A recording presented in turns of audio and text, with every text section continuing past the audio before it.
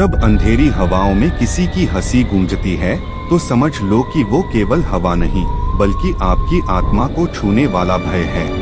गांव के किनारे पर एक पुरानी हवेली खड़ी थी जिसे लोग सदियों से काली हवेली कहते आए थे। कहते हैं उस हवेली में कभी एक तांत्रिक रहता था जिसकी शक्तियों से डरकर गांव वाले उसे कभी पास नहीं गए। लेकिन अब हवेली के भीतर कुछ बदल रहा था। रात की घनी चुप्पी में अचानक हवेली के दरवाजे अपने आप चरमराने लगे। पुरानी लकड़ी की आवाजें जैसे कोई जीवित प्रेत अपना संदेश दे रहा हो। हवा में गहरी डरावनी गंध फैल गई। गांव के बच्चे राधिका, अयान और समीर अपने साहस और जिज्ञासा के कारण हवेली की ओर बढ़े। चारों ओर अंधेरा था, लेकिन उनके भीतर कुछ कह रहा था कि वहां कुछ छिपा है। सुनो, कोई बात है। मुझे लगता है ये जगह सामान्य नहीं है, राधिका ने फुसफुसाते हुए कहा। अयान ने धीरे से जवाब दिया, हम बस देखना चाहते हैं। डर को यहाँ मत आने दो। जैसे ही उन्होंने हवेली में प्रवेश किया, चारों ओर ठंडी हवा का झोंका आया। हवेली की दीवारों पर अजीब चित्र उभर रहे थे, जैसे कोई प्राचीन मंत्र दीवारों में खुद ब खुद उभर आए हों। तभी हवेली के सबसे ऊपरी कमरे की खिड़की से हल्की लाल रोशनी निकलने लगी। कमरे में एक अजीब सा झुरमुट दिखाई दिया। उसकी परछाई इतनी भयानक थी कि तीनों का दिल तेजी से धड़कने लगा। कौन है वहां? समीर ने हिम्मत जुटाकर पूछा। लेकिन कोई जवाब नहीं आया, केवल हवेली की दीवारें चरमराती रहीं। तभी अचानक एक ठंडी हवा के साथ किसी ने धीरे धीरे उनके नाम पुकारा। तीनों ने देखा कि कमरे की परछाई एक आकृति में बदल रही थी। वह आकृति पूरी तरह काली, लंबी और उसके हाथों में हड्डियों का झूला था। उसकी आंखें लाल चमक रही थीं और उसके कदम फर्श को छूते नहीं, हवा में तैर रहे थे। राधिका ने डरते हुए कहा, हमें यहाँ से भागना होगा, ये जीवित प्रेत हैं। लेकिन तब अयान ने देखा कि कमरे के कोने में एक पुरानी किताब रखी थी। उसकी पन्नों पर प्राचीन मंत्र और शक्तिशाली चिन्ह बने थे। शायद इसी से इन आत्माओं को नियंत्रित किया जा सकता है, अयान ने फुसफुसाया। तीनों ने डरते हुए किताब खोली और मंत्र पढ़ना शुरू किया। जैसे ही मंत्र की आवाज हवेली में गूंजी, आकृति कुछ समय के लिए ठहर गई। उसकी लाल आंखों की चमक और तेज हो गई और झूला जोर से हवा में लहराने लगा। हवेली की पुरानी दीवारें अचानक हलचल करने लगीं। फर्श के नीचे से अजीब आवाजें उठने लगीं। तीनों ने देखा कि दीवारों में छायाएं नाच रही हैं। समीर ने जोर से कहा, और तेज, जल्दी। तभी अचानक चारों दिशाओं से ठंडी हवा का तेज झोंका आया। हवेली के दरवाजे और खिड़कियां अपने आप बंद हो गईं। छायाएं चारों ओर घूमने लगीं। राधिका ने किताब के अगले पन्नों में कुछ लिखा देखा। यदि हम इसे सही मंत्र के साथ पूरा नहीं करेंगे तो ये आत्माएं हमेशा के लिए इस जगह में बंध जाएंगी और गांव को नष्ट कर देंगी।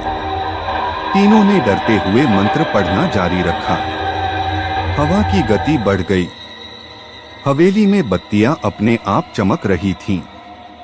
छायाएं उनके चारों ओर घूम रही थीं। जैसे ही अंतिम मंत्र पढ़ा गया, आकृति जोर जोर से चीखी और अचानक गायब हो गई। फर्श से उठती धुंध धीरे धीरे कम होने लगी। हवेली शांत हो गई। लेकिन तभी तहखाने की दीवार पर एक नया चिन्ह उभर आया। यह चिन्ह पहले कभी नहीं देखा गया था। राधिका ने डरते हुए कहा, यह कोई नई चेतावनी है। शायद तांत्रिक की आत्मा पूरी तरह शांत नहीं हुई। हमें सावधान रहना होगा। तीनों ने फैसला किया कि वे इस रहस्य को किसी को नहीं बताएंगे। लेकिन हवेली की डरावनी मौजूदगी अब उनके जीवन का हिस्सा बन गई थी। रात के समय अयान ने सपना देखा। वह एक अजीब जंगल में था और हवेली की काली आकृति उसके सामने खड़ी थी। उसकी आंखें लाल चमक रही थीं और वह धीरे धीरे बढ़ रही थी। राधिका और समीर भी उसी जंगल में दिखाई दिए। उन्होंने महसूस किया कि यह केवल सपना नहीं बल्कि चेतावनी है। हवेली और उसकी आत्माएं अब उनके जीवन का हिस्सा बन चुकी हैं। अगले दिन तीनों ने गांव के बुजुर्गों से कुछ पुराने तांत्रिक मंत्रों के बारे में जाना और आत्माओं को नियंत्रित करने की तैयारी शुरू की। लेकिन हवेली अभी भी खड़ी थी। उसकी दीवारों पर काले धब्बे और टूटे हुए खिड़कियों से जैसे वह खुद कह रही हो, मैं वापस आऊंगी। तीनों ने उस दिन समझ लिया कि डर केवल आंखों का नहीं बल्कि आत्मा और चेतना का भी होता है। हवेली की आत्माएं हमेशा उन्हें निगाहों में रखेंगी और हर पूर्णिमा की रात उनके दिलों में खौफ भर देंगी। गांव वाले अब भी रात के समय हवेली के पास नहीं जाते, लेकिन कहते हैं कि हवेली की छाया अब भी हर घर की खिड़कियों में घूमती है और कभी कभी रात की हवा में कोई उनका नाम पुकारता है। तीनों ने फैसला किया कि वे इस रहस्य का संरक्षण करेंगे। मौत और जीवन की यह कहानी अब उनके लिए जिम्मेदारी बन गई थी। और जब रात गहरी होती है तो हवेली से हल्की हंसी सुनाई देती है जो कहती है कि निष्कात्माएं अब भी जाग रही हैं।